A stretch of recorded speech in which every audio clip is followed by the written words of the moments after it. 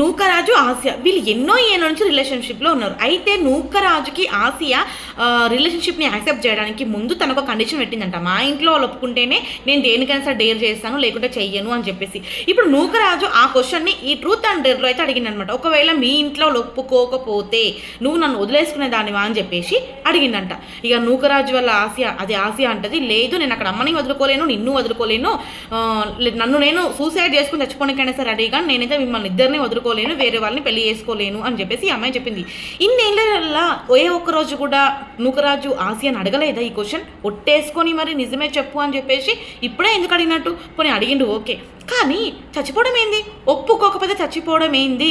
ఇంట్లో వాళ్ళని ఒప్పించి పెళ్లి చేసుకుంటేనే కదా బాగుంటుంది. లేదు చచ్చిపోవడం ఏంది? చచ్చిపోనికి ధైర్యం అంతగా ఒప్పించిన ధైర్యం సరిపోదా? ఎన్ని రోజులు ఇంట్లో వాళ్ళు ఉంచుకుంటారు? 10 ఏళ్ళు, 20 ఏళ్ళు, 30 ఏళ్ళు, అంతకంటే ఎక్కువ భరిస్తారా మిమ్మల్ని? దీనిపైన మీ ఒపీనియన్ కామెంట్లో రాయండి, వీడియోని లైక్ చేయండి, ఛానల్ సబ్స్క్రైబ్ చేయండి.